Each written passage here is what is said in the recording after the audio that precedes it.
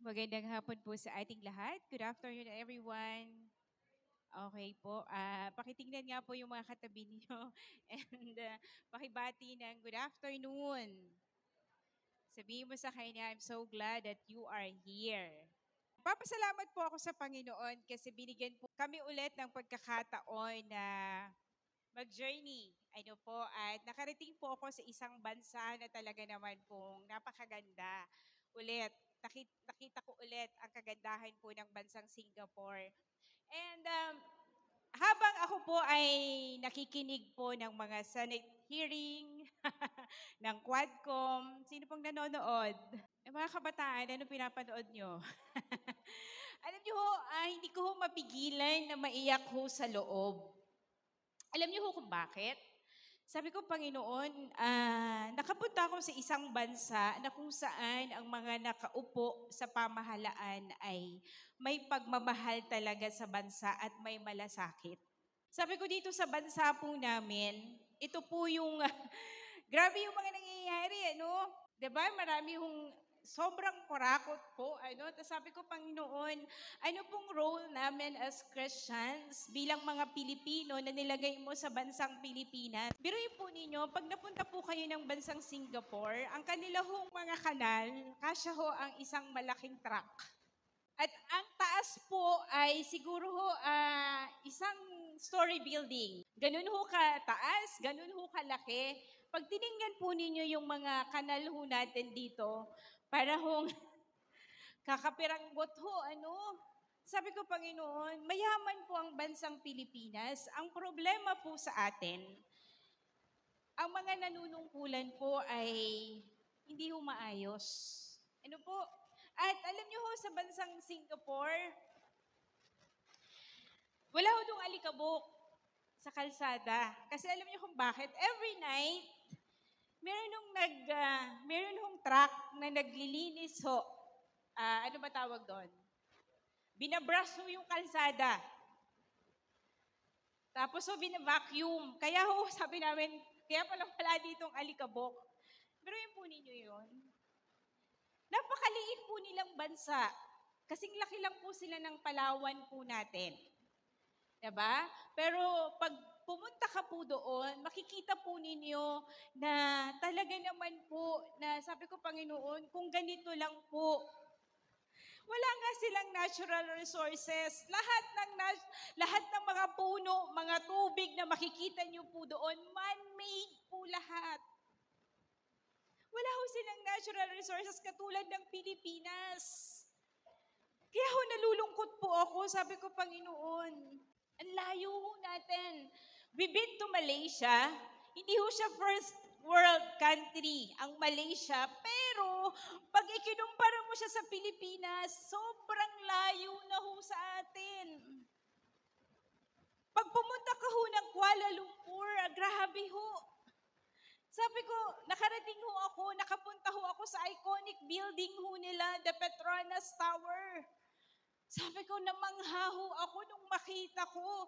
Nangilabot ho ako. Sino ho dito yung chat ni Walter? Kung nasaan na kami, kasi nagkahiwa-hiwalay ho kami. Alam niyo, ayoko na hong umalis dun sa tapat ng building kasi sobrang ganda. Yun lang ho yung masasabi ko. Lahat ho, gabi ho kasi kami pumunta, so yung ilaw ho talaga nakita ho namin kung gaano kaganda. Sabi ko ho kay Pastor Sed, bakit ang Pilipinas hindi nakapagtayo ng ganitong iconic building na pwedeng puntahan ng tao? Sabi niya sa akin, meron tayo iconic building, yung nasa Luneta, yung naharangan yung ano ni Rizal. Diba, nakakalungkot yung pride ng Pilipino. Sabi ko, Lord, bakit kami walang ganito? Ang ganda ho! Tapos kausap po namin yung taxi driver, tinanong ho namin, sabi ko, ano pong mas matraffic? Dito ho o sa Pilipinas? Sabi niya, mas matraffic pa rin sa Manila. Grabe, ano? Sabi ko, alam niyo ho ba, umuwi na ho ako ng Pilipinas. Nung nasa Changi Airport po ako, before ng boarding, nakapag-restroom ho ako. At nung lumapag ho ako ng Singapore, nag-restroom din po ako sa kanilang CR. Grabe ho, para kang pumasok sa isang five-star hotel. CR pa lang yan. Nung lumapag na po ako ng NAIA, sabi ko, ay, nasa Pilipinas na ako. Kasi nung nag-CR ako, amoy ano na eh, Poso Negro. Amoy CR na talaga, amoy mapalot na eh. Pero po ninyo yung airport ho ng Changi Airport ng Singapore. Carpeted ho yan. Wala kang aapakan sa loob na hindi ho nakakarpet. Sabi ko, Pilipinas na nga ito. Dahil grabe. Okay.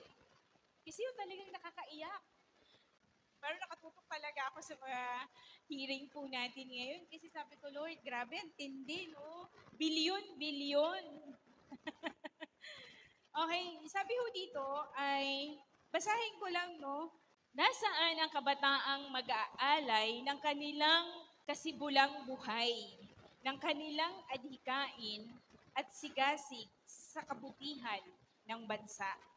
Asan ho yung mga youth po natin? Next. Sige po, taas niyo yung kamay niyo.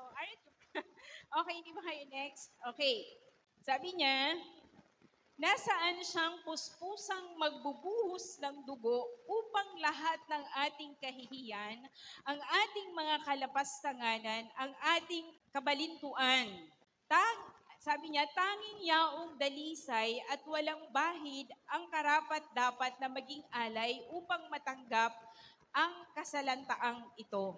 Grabe, no? Kasi ito yung natutunan ho namin. Anyway, next Sunday ko po ituturo sa inyo yung ganda ho ng puro na natutunan po namin sa inatinan ho namin sa Bread of Life. 19 years anniversary po nila and we have the opportunity po na maka-attend.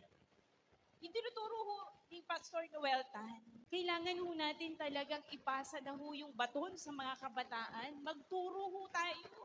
Alagaan ho natin yung mga susunod na henerasyon.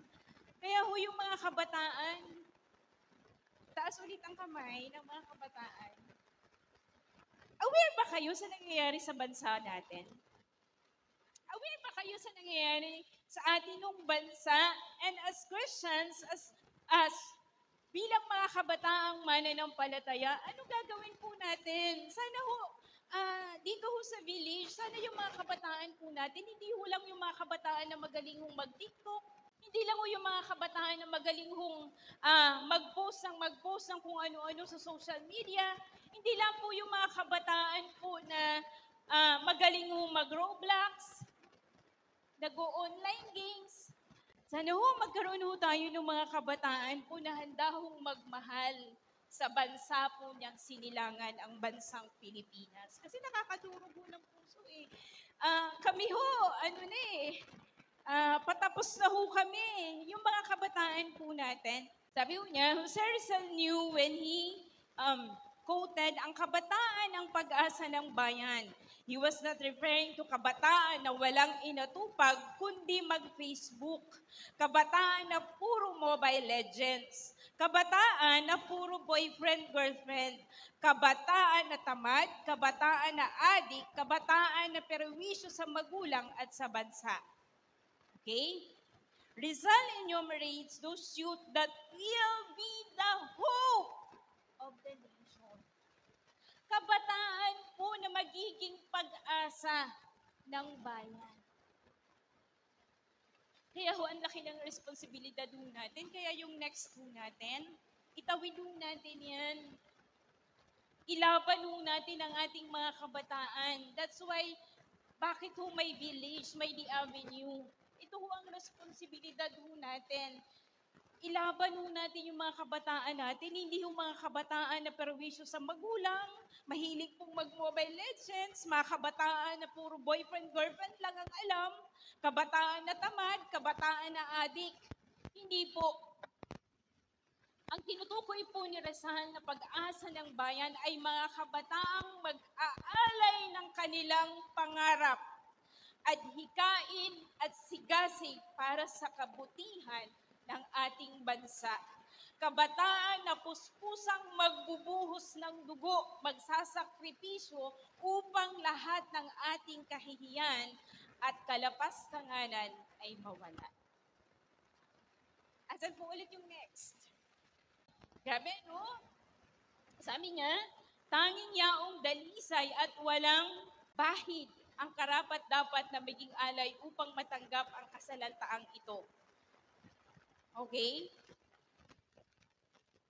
Sabi ho sa Psalms 24, verse 3 to 4, inote niya, who can stand in His holiness and righteousness? The one who has clean hands and a pure heart, who has not upheld to what is false, and who has not sworn deceitfully.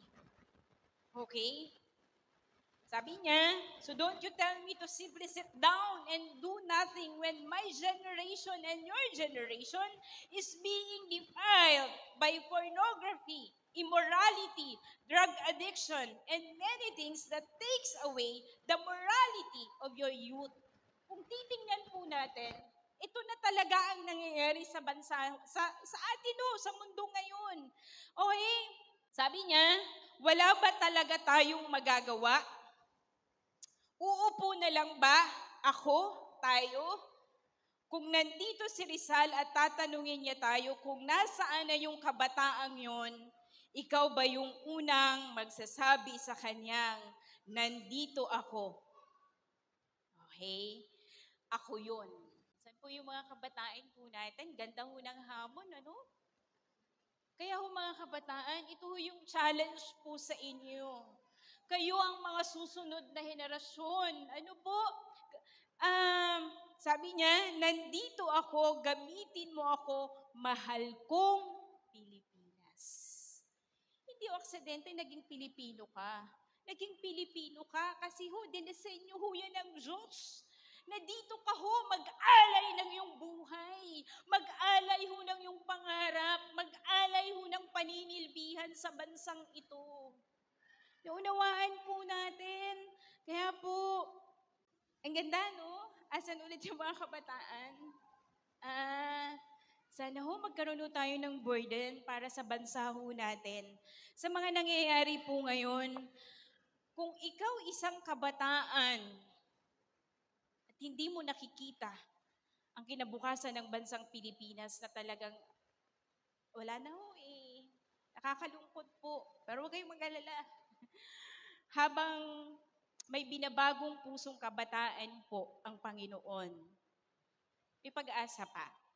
Sana kayo yung mga kabataan na yon, nagagamitin ng Panginoon para sa bansang ito, tayo po ay, kaya po napakahalaga. Sabi niya, ulitin ko po, tanging yaong dalisay at walang bahid ang karapat-dapat na maging alay upang matanggap ang kasalantaang ito.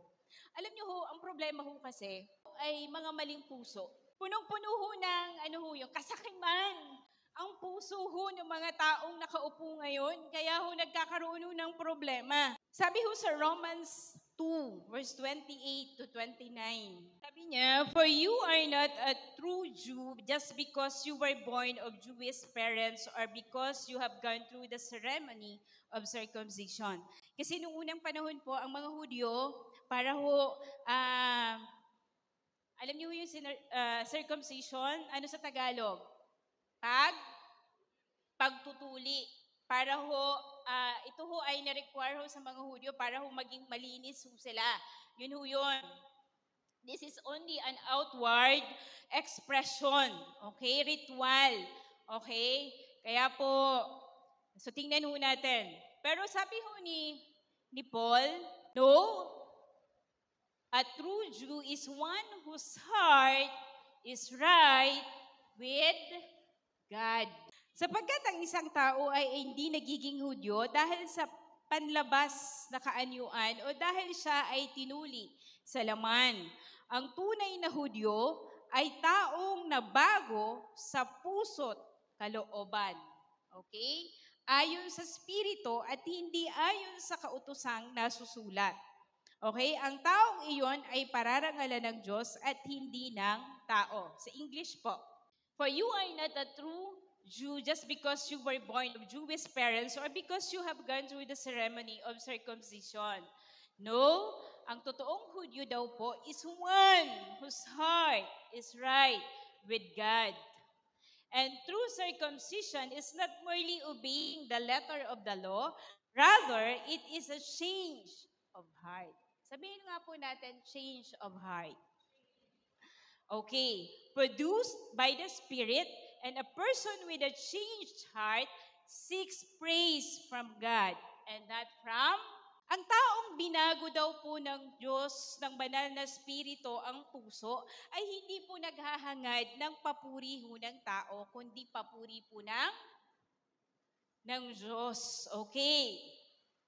Ulitin ko po, sabi dyan, a true circumcision is not merely obeying the letter of the law, rather it is a change of heart. Yun ho yung kailangan ho natin ngayon eh.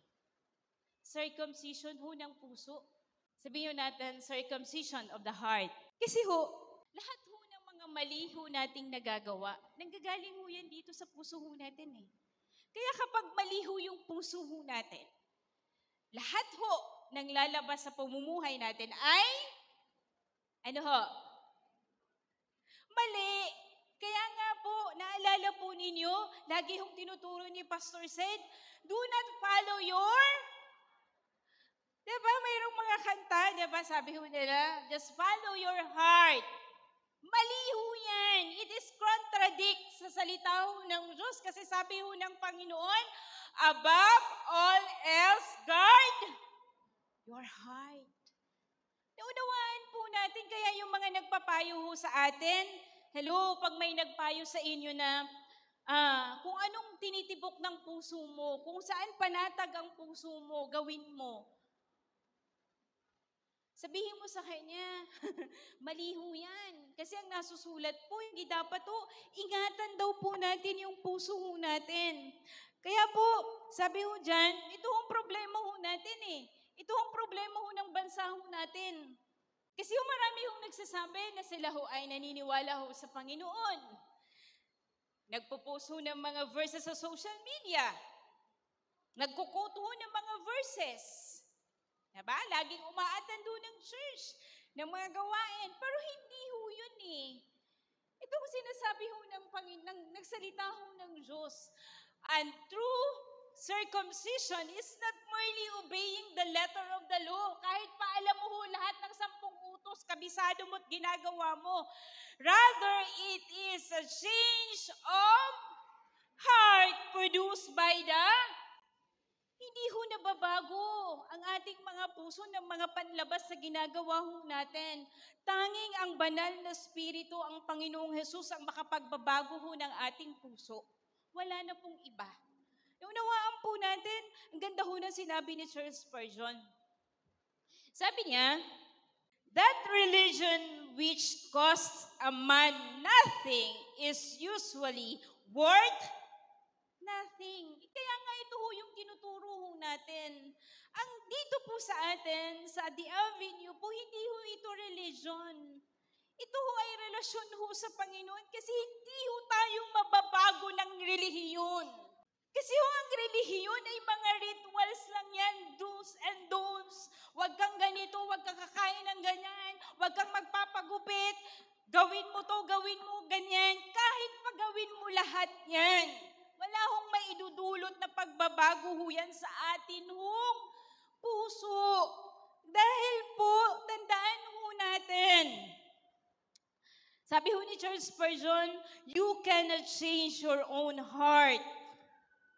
Remember that. You cannot change your own heart. Your outward works will not change it. Ang linaw ho, you cannot change your own heart. Tanging Panginoon lang ho ang makapagbabago ho ng ating puso. Sabi niya ho dito, diba? Ang tunay na Hudyo ay taong nabago sa puso't kalooban ayon sa, saan po?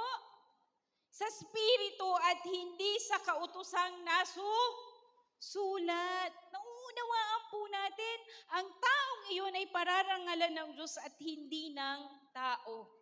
Napakalinaw po. Kaya po alam nyo, napakahalaga po yung pagbabago ho, circumcision of the heart. Kasi ho, marami hong Marami hong mga panlabas lamang.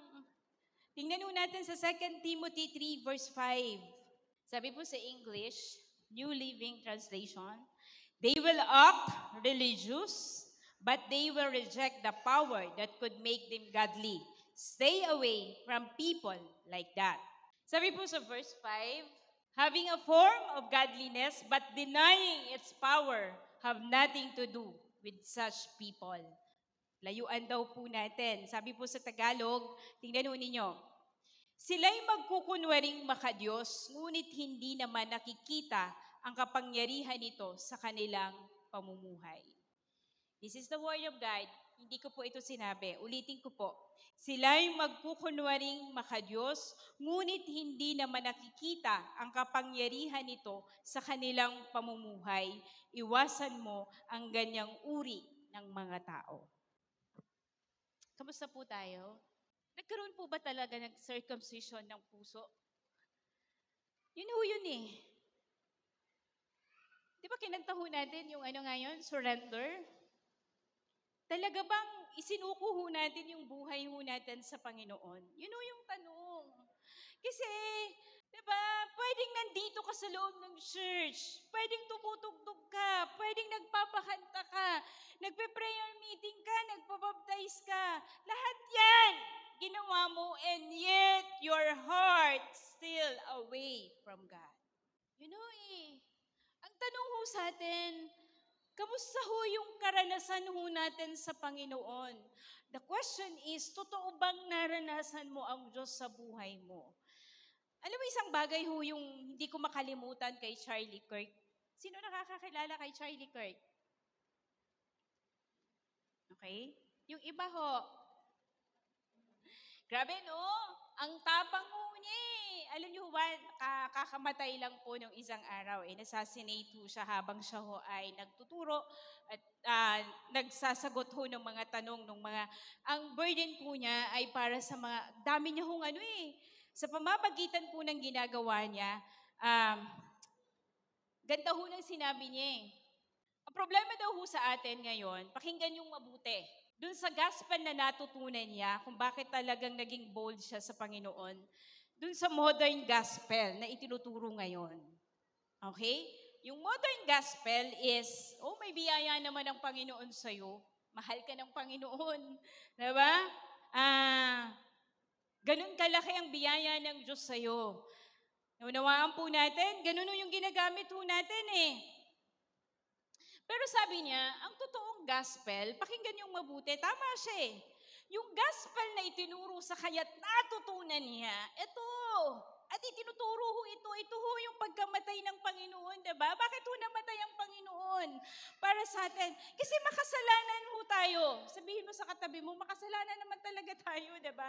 Kaya yung gospel, sabi niya, hindi dapat nilolower down. Sabihin mo dun sa kausap mo, galit at puot sa iyo ang Diyos. At kapag hindi na-reconcile ho yun, impyerno ka. Minsan ho kasi ngayon, ibang klase na yung pagtuturo ng gospel eh. Pinabababaw na. Diba? At kailangan mo ng Panginoon para ho yung galit at puot ng Diyos ay mawala ho sa atin.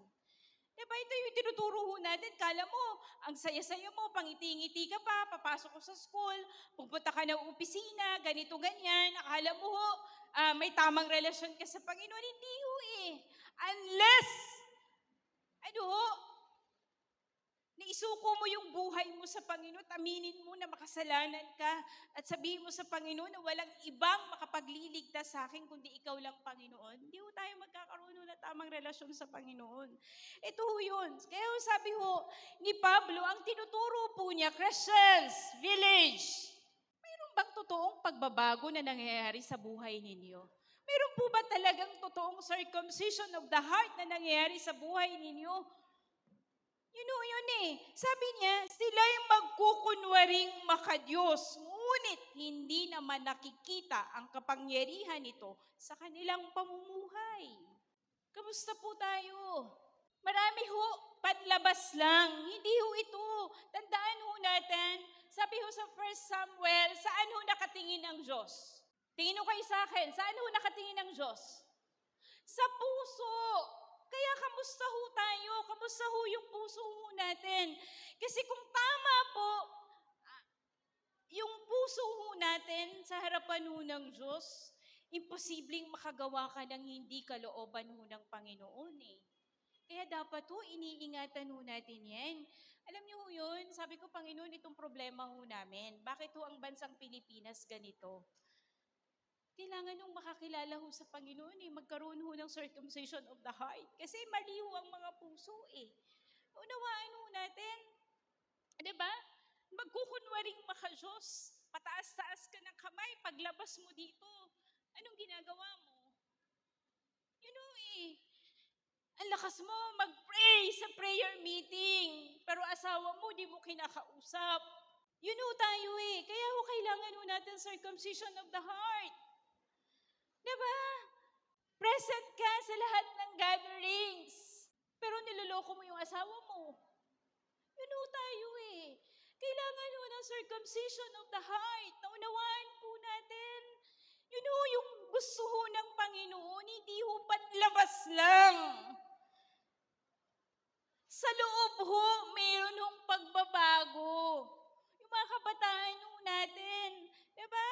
Kung makapag-share ka ng Word of God, pero pag mag-isa ka na lang, pinapanood mo pornography. Porn. Kamusta? Kaya sabi ho ni Pablo, sabi ho sa salita ho ng Panginoon, circumcision, hindi lang ho pagsunod sa lahat ng utos. Sabi ho ganun, hindi lamang dapat panlabas. Dapat ho sa loob, sa puso, mayroon hong totoong pagsusuko, mayroong totoong pagbabago. Yun ho ang pinupoint ho dito, naunawaan po natin. Kasi ho, ang dali hong dayain. Tingnan mo yung katabi mo. O diba? Mukhang santo yan eh, mukhang santa. Hindi ho makabasag pinggan. Yun ho tayo eh. Pero wala ho yun doon. Ang dami ko hong natutunan noon sa Singapore. Meron ho kaming inatin ng live group. At ang galing. Natuwa ho ako kasi alam niyo kung bakit. Sabi ko kay Walter, yung isa pong bahagi ho ng pagiging mananampalataya, tungkol sa kanila nakita at natutunan ko. Sabi ko, Panginoon, ito yung mahalaga eh. Karanasan ho sa Panginoon. Sabihin niyo po, karanasan. Sa buhay ba natin, nararanasan mo ba ang Panginoon? Yun ho yung tanong eh. Kapag naranasan mo ang Panginoon, diba? Yung tatayo ka dito sa harapan, Lord, naranasan kita. Kaya pag kinanta ko to, diba?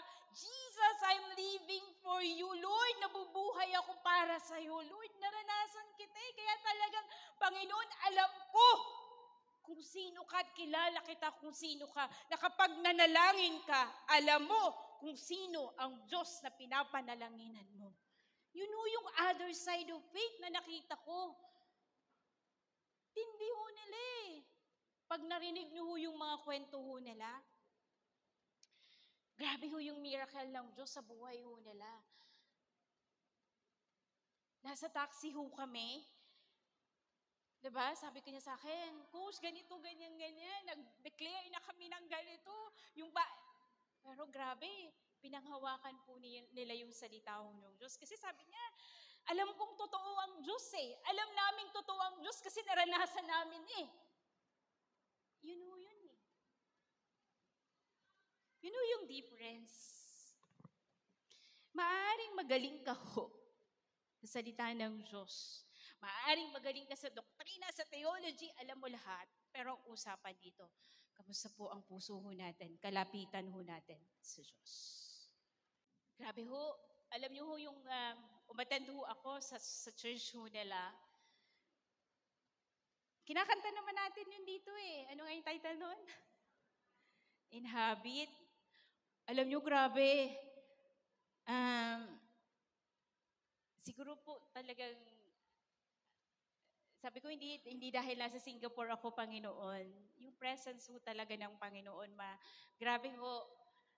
Sana ho, ito ho yung panalangin ko sa lahat sa church ng The Avenue. More than na maging magaling ho tayo sa kung ano man pong doktrina, theology, salita ng Diyos, okay po yan. Pinapanalangin ko po ay maranasan niyo po ng personal ang Diyos. Maranasan niyo ang Panginoon ng totohanan. And ang laki po ng magagawa po sa inyong paglalakbay bilang isang mananampalataya. Huwag hong maging ritual ang pag-attend nyo every Sunday. Nag-uusap ho kami ni Walter kanina. Yung mga tao ho sa Singapore, lahat ho sila busy. Wala hong tao doon na hindi nagtatrabaho. Even the old, mga seniors po, nagtatrabaho ho sila. Sila ho yung mga nagki-clean ho ng mga hawkers, ng mga kainan, nag-aano ho ng plato, kahit sa mga mall, puro matatanda ho yung makikita ho ninyo. Nagtatrabaho ho. At yung mga naglilingkod ho sa Panginoon, ng mga Pilipino po doon, lahat ho sila may trabaho. Grabe ho. Lahat ho sila nagtatrabaho, pero kita ho namin sa kanila yung joy ng paninilbihan po nila sa Panginoon.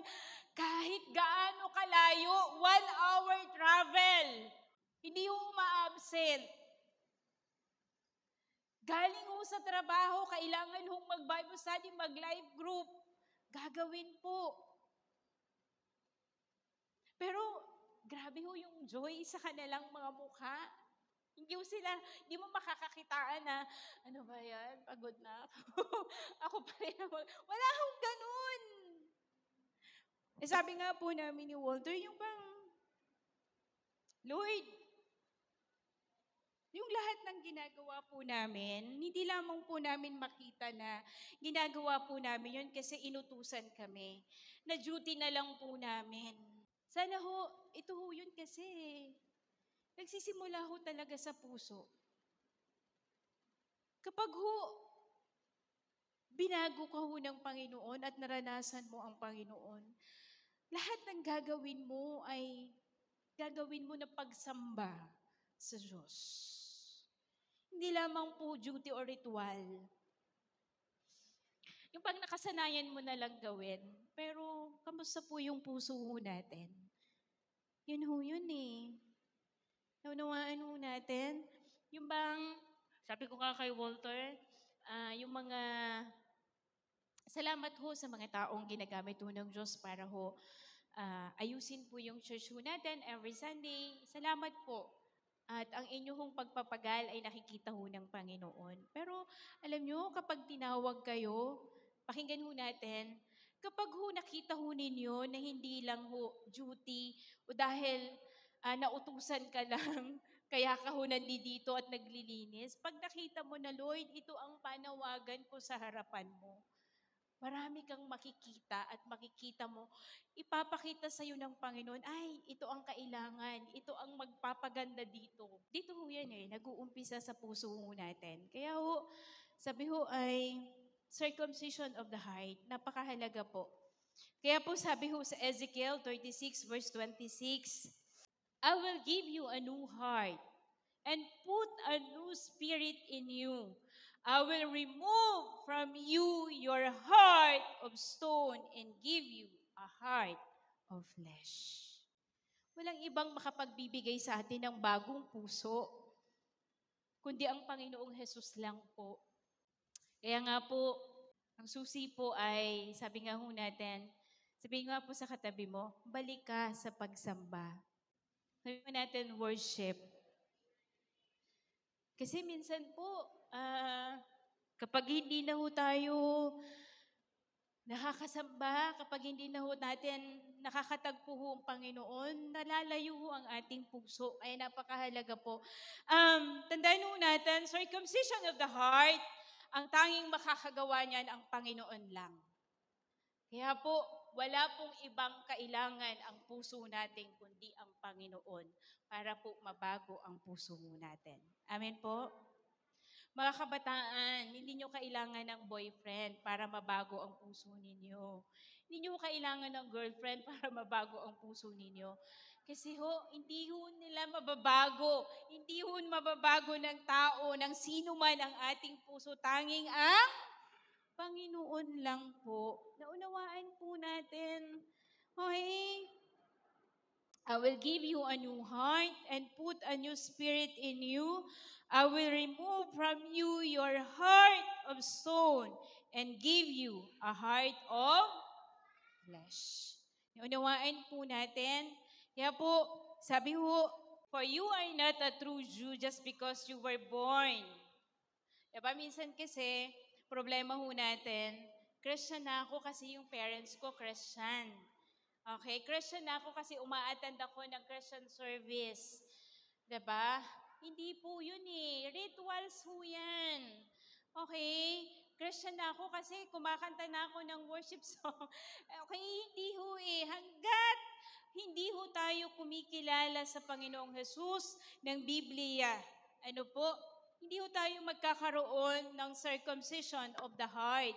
Kasi tanging ang Panginoon at ang Espiritu ng Panginoong Jesus ang makakapagbago ng ating puso. Okay? Or because you have gone through the ceremony of circumcision.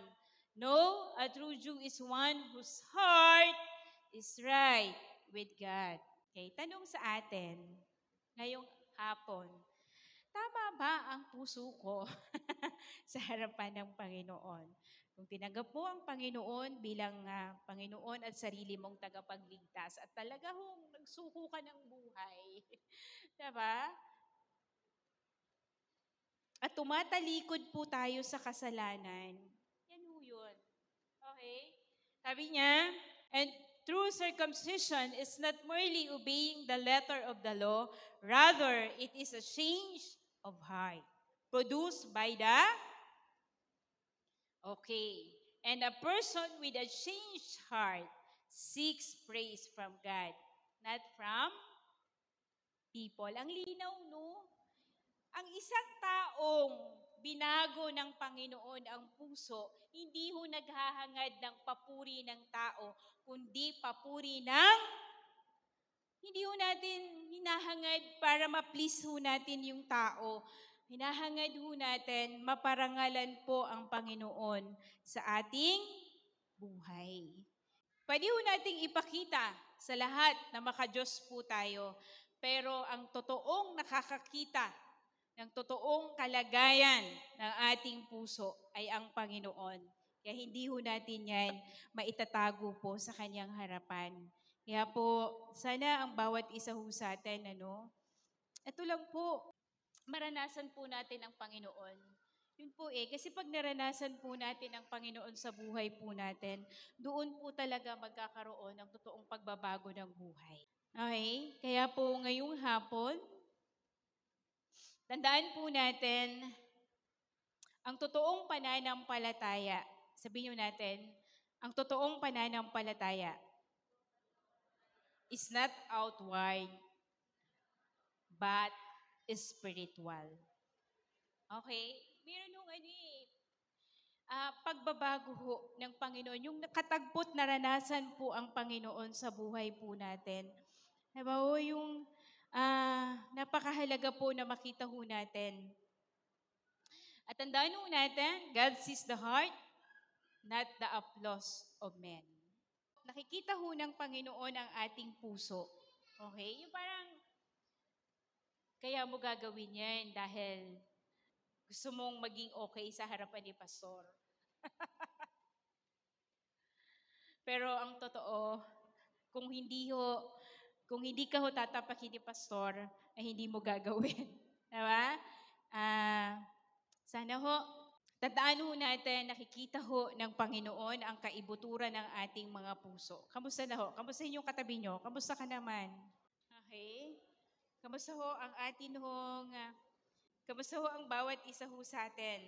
So ulitin ko po, outward religion ay hindi po makapagbibigay ng karangalan sa Panginoon. Ang totoong makapagbibigay ng karangalan sa Panginoon ay ang totoong kalagayan ng ating puso. Kaya po sa bawat isa ho sa atin, sana po sa araw-araw, naisin po natin, Lord, wala po akong ibang hangad kundi maaranasan ka. Dito ho ako magtatapos. Sabi ho sa Psalm 73. Psalm 73:17. Pakinggan ho ng mabuti. Kasi ho, yung sumulat po nito, nagtatanong siya sa Panginoon, bakit ganito, bakit ganyan? Pero ho, gayon man, sa templo'y doon ko natuklas. Sa English po, meron po tayo, ayan. Till I entered the sanctuary of God. Yan ho yung sinasabi ko, yung karanasan po sa Panginoon. Till I entered the sanctuary of God. There, then I understood their final destiny. Doon niya ho naunawaan lahat. Nung siya ho ay nakapasok ho sa templo ho ng Panginoon, nakatagpo niya, naranasan niya po ang Panginoon. Alam niyo, ang dami ho yung tanong sa buhay, bakit ganito, bakit ganyan, bakit nangyayari sa amin to, bakit ako may sakit na ganito, bakit ang gulo-gulo, bakit hindi ako, ang dami kong nagagawang hindi tama sa harapan ho ng Diyos. Ito ho ang susi. Pumasok ho tayo, sabi niya, till I enter the sanctuary of God. Doon ho, nung maranasan niya at makatagpo niya ang Panginoon, lahat ng tanong po niya nasagot. Kaya po, at doon ho, magkakaroon po ng pagbabago ho ng puso. Kapag ho nakatagpo at naranasan po natin ang Panginoon sa ating buhay. Tayo pong lahat ay tumayo. Sana ho, ang bawat isa ho sa atin, sa lahat po ng naririto, panalangin po natin, Panginoon, yung maranasan po kita sa araw-araw. Yun po yung mahalaga.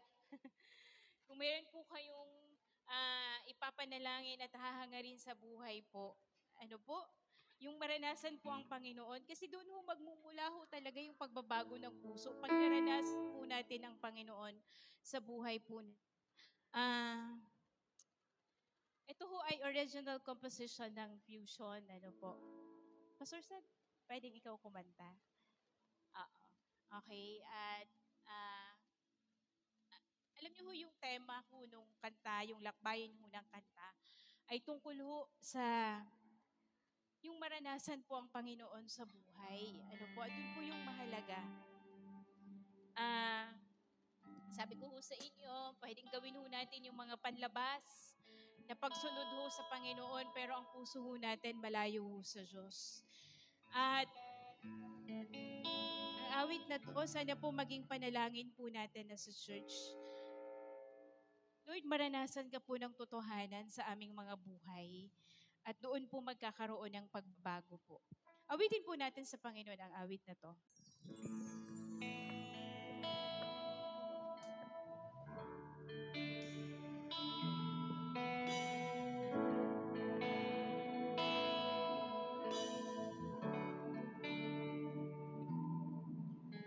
Panginoon, nais kita maranasan,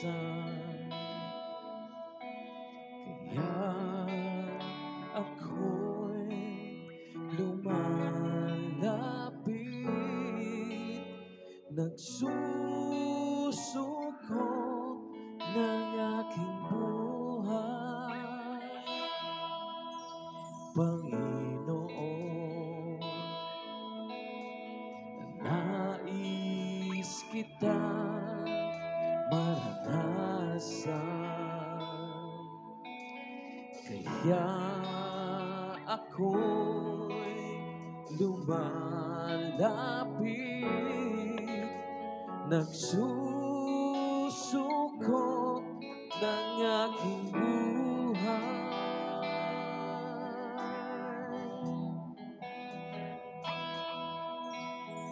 O Panginoon, Ikaw ang hangat ng puso ko, ang maranasan ka ay sapat na, O Panginoon, mahal kita.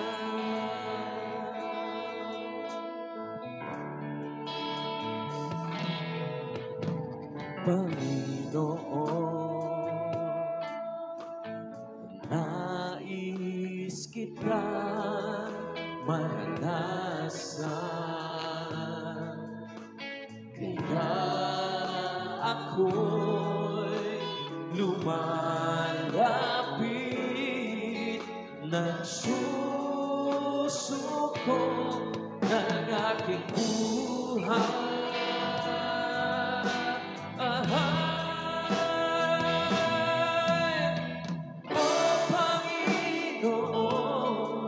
Ikaw ang hangat ng puso ko, ang maranasan ka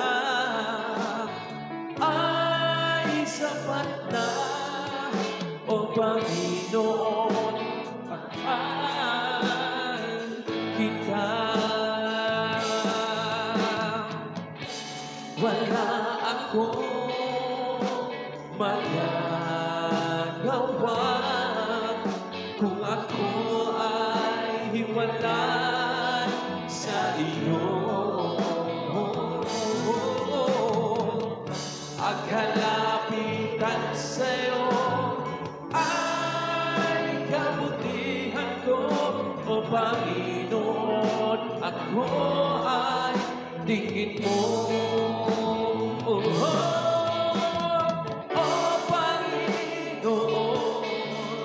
Ikaw ang hangat ng puso ko, ang maranasan ka ay sapat na, O Panginoon. Ikaw ang hangat ng puso ko, ang maranasan ka ay sapat na, O Panginoon, O Panginoon, O Panginoon, mahal kita.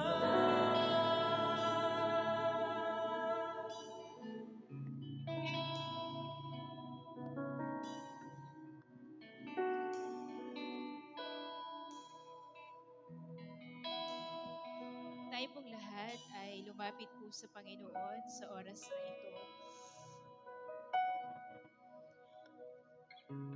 Sabi ho ng Panginoon sa aklat ho ng Samuel, He sees our heart. Ang Panginoon po ay nakikita po ang kalagayan ng ating mga puso. Tumitingin po siya sa ating mga puso. Hindi sa kung anong mga ginagawa natin panglabas.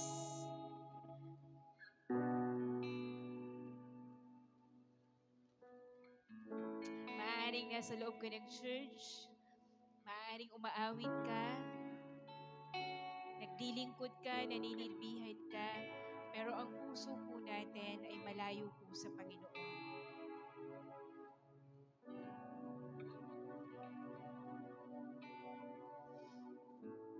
Kaya po sa oras na ito, hayaan po natin na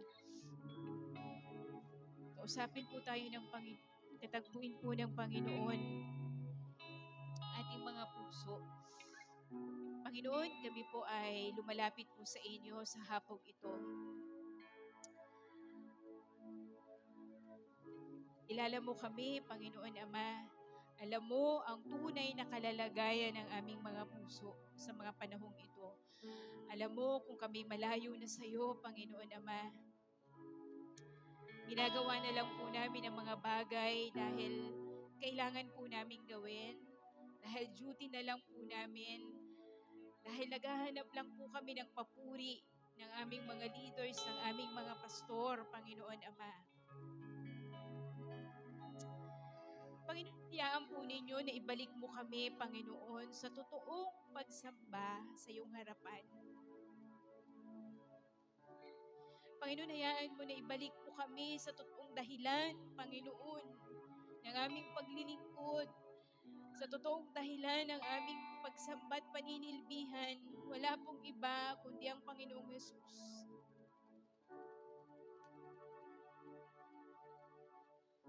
Panginoon, inilalapit ko po sa inyo ang The Avenue Village, O God. Nawa po, Panginoon, patuloy ka po naming maranasan sa araw-araw. Lord, totoong karanasan sa inyo, Panginoon Ama, personal na karanasan, Panginoon, sa harapan po ng Panginoong Jesus. At doon po magkakaroon ng pagbabago ng puso po namin. Nawa po sa araw-araw, Panginoon Ama, hayaan po ninyo, Panginoon, na patuloy naming hangarin, Panginoon, na makatagpo ka namin sa aming pananalangin, sa aming pagsamba sa inyo, sa aming pagluhod, Panginoon Ama.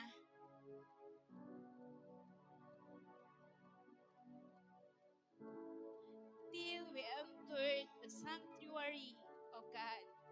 Dalhin mo kami, Panginoon, sa kalalagayan po araw-araw, na kami po ay makapasok, magkaroon po ng oras para po kami ay makapasok sa iyong templo, Panginoon Ama, makapasok po sa iyong presensya, aming Amang Banal. Lord, huwag pong maging panlabas lamang po ang lahat ng aming ginagawa, kundi magkaroon po kami ng totoong, Panginoon Ama, karanasan. Magkaroon kami ng totoo po, Panginoon, na pagsunod, Panginoon, sa inyong harapan, Panginoon Ama. Na kahit kami lamang po, Panginoon, gagawin po namin yung tama. Sapagkat mahal po namin kayo at ginagalang po namin kayo. Panginoon, salamat po sa hapong ito. And Father God, dinadalangin ko po sa iyo ang aming mga kabataan. Sana nga po, Panginoon, panalangin po namin na sila po ay, Panginoon, Ama, magamit po ninyo, Panginoon, aming Ama, sa iyong kaharian. May ipahayag po kayo. May ipahayag po ang iyong salita. May ipahayag po kayo kung sino po kayo, Panginoon, Ama. Hindi lamang po sila mga kabataan, Panginoon Ama, na tamad, kamataan na perwisyo sa magulang, kabataan na mahilig lang po sa Mobile Legends, sa mga online games, Panginoon Ama, kundi kabataan na may totoong pagkakilala sa iyo, kabataan totoong may paggalang sa iyo at pagmamahal po sa bansang ito. Lord, mahabag ka po sa mga kabataan na dinadala mo dito sa church, oh God. Mahabag po kayo, Panginoon. At bilang mga tagapag-alaga po nila, Panginoon, mapagkatiwalaan po kami na madala po namin sila sa inyo, Panginoon, aming Ama. Maipanalo po sila bilang mga kabataan na may takot at paggalang sa iyo, Panginoon. Maialay nila ang kanilang buhay sa inyo at sa bayang ito, aming Amang Banal. Panginoon, maging sa aming mga anak, Panginoon Ama, bilang mga magulang na mananampalataya, maipasa po namin sa kanila ang totoong pananampalataya, ang totoong Jesus na Biblia, Panginoon.